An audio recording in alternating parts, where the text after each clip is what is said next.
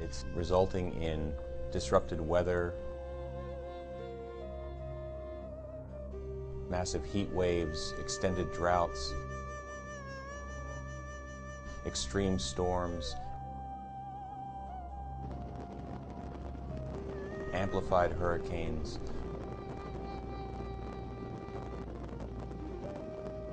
warming ocean temperatures, death of coral reefs. We're at a tipping point. We're watching species that are being pushed out of their range, going extinct.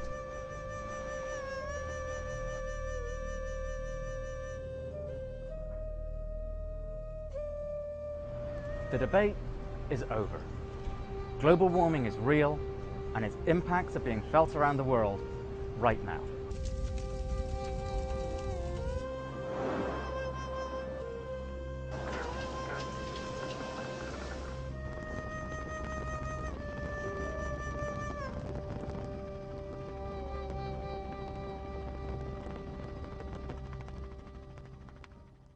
We're standing in Empire, Louisiana. This used to be a residential neighborhood. We're backing up. The Mississippi River is beyond a levee that's just beyond those trees. What you see here, these cars, ruined houses, oil in the water, goes on for miles in both directions.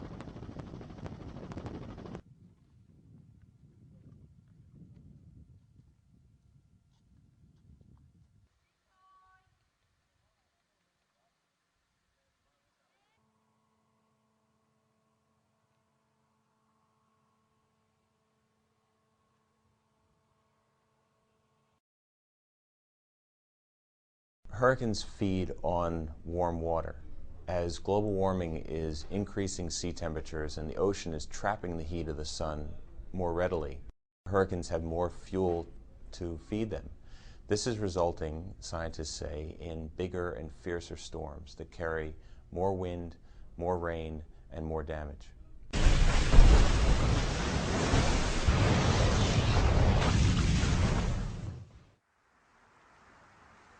Global temperatures are at the hottest they've been in probably 2,000 years or more. The 1990s were the hottest decade ever recorded. 2005 was the hottest year ever recorded, and the first half of 2006 is hotter still. If we don't cap global emissions of greenhouse gas pollution, global temperatures will continue to increase, causing irreparable damage to ecosystems around the world.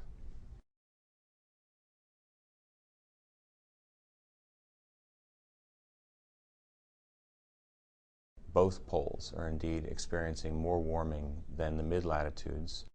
So the Arctic is kind of a bellwether for the impacts of global warming. The Arctic is warming faster than the rest of the planet. The first sign of this is the shrinking ice pack over the ocean, the Arctic Ocean, and it's shrinking at record rates. 2005 was the smallest amount of ice in the summer ever recorded.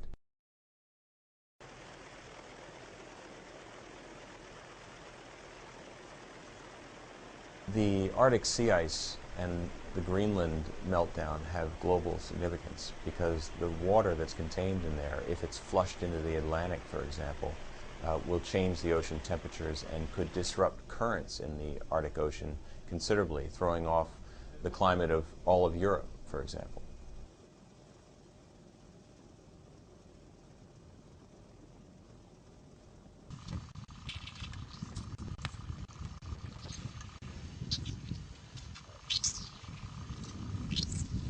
Greenpeace explorers Lonnie Dupree and Eric Larson made the first summer journey to the North Pole to draw attention to the impacts of global warming on the Arctic. When our grandkids are our age, if we don't do something about global warming, this will be gone, and who's going to tell them about it? Seeing these dramatic changes firsthand is disheartening. The entire Earth's climate is connected. If we mess with one part, other parts are affected. And the Arctic is a key cog in that wheel. The polar bears rely on this ice to make their living. They go out on the ice to hunt for their prey and get fat for the winter, and the mother bears have to gain enough weight to raise and wean their young. With shrinking sea ice, they have to sometimes swim 50 miles or more to get to the ice edge where the seals are, where they eat. So without sea ice, there will be no polar bears. Scientists already point to the fact that by mid-century, by 2050, polar bears could be pushed to the brink of extinction by global warming.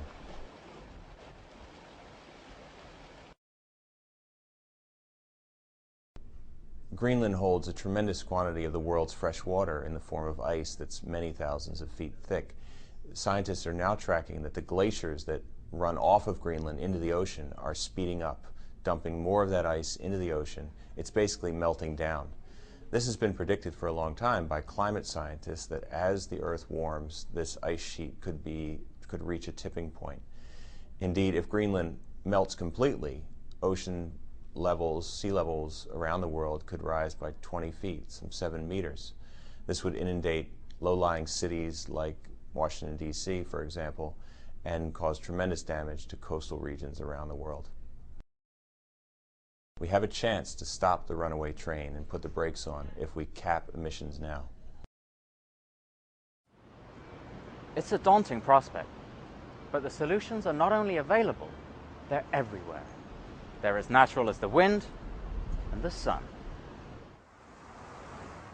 Wind energy can actually provide worldwide 30% of the electricity needs. Denmark gets 20% of its energy generation from wind power. In certain places at certain times, wind provides 100% of the electricity generation in that country. The #1 producing country is actually Germany.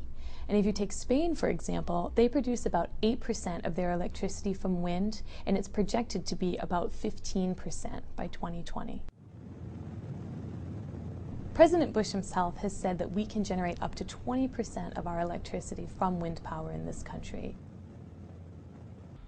Right now we have 100,000 megawatts, or the equivalent of 2.5 million average American homes, are powered by wind energy. And so it's quite a significant amount, but we do need to keep in mind that it is still less than 1% of the energy that we produce in this country. As demand for wind power has increased, costs have come down. In the best locations, wind power can compete for cost with gas and coal. Because wind energy is growing at such a rapid rate, we will see up to 2 million jobs worldwide come online due to clean local energy. And in this country, a significant number of those will be in both construction and the actual building of the turbines, as well as maintenance for the facilities. But it isn't just wind. Solar cells are now used to harness the sun's energy in a wide range of consumer products, including watches, calculators, and toys. They're small and easy to install anywhere there's available light. States are leading the way with a vacuum in federal leadership on global warming and renewable energy policy. California, Arizona, Pennsylvania, and New Jersey have all passed great laws to install new renewable energy and investing billions of dollars in new solar power. In 2006, solar company SunEdison announced plans to develop the world's largest solar project in Nevada.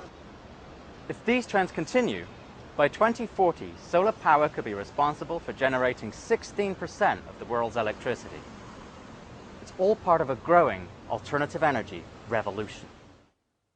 But while states, cities, and college campuses are taking action, Washington is dragging its feet.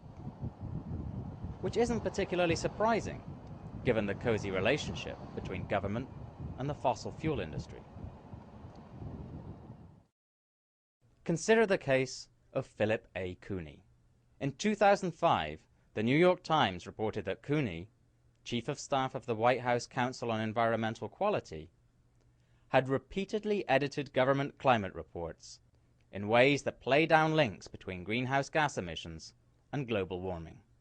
2 days after the Times article was published, Cooney resigned his position and later that year took a new job with ExxonMobil.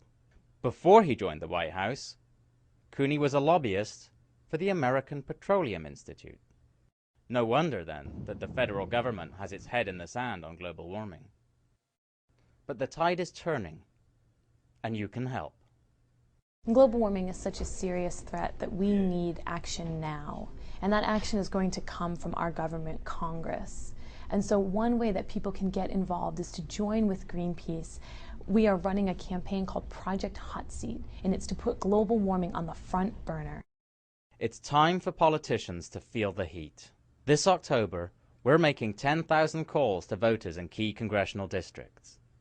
And we need your help to make that happen. Go here to sign up for a shift to make calls from the comfort of your own home.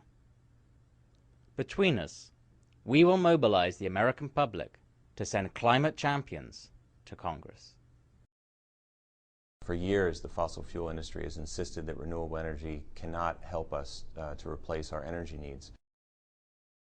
That's being proven not true. Wind power is the fastest growing source of electricity. It's cheaper than ever, and it's being installed at record rates, along with solar power. So clearly we're at the crest of an energy revolution. Renewable energy is taking over, and it's the only hope really to solve global warming.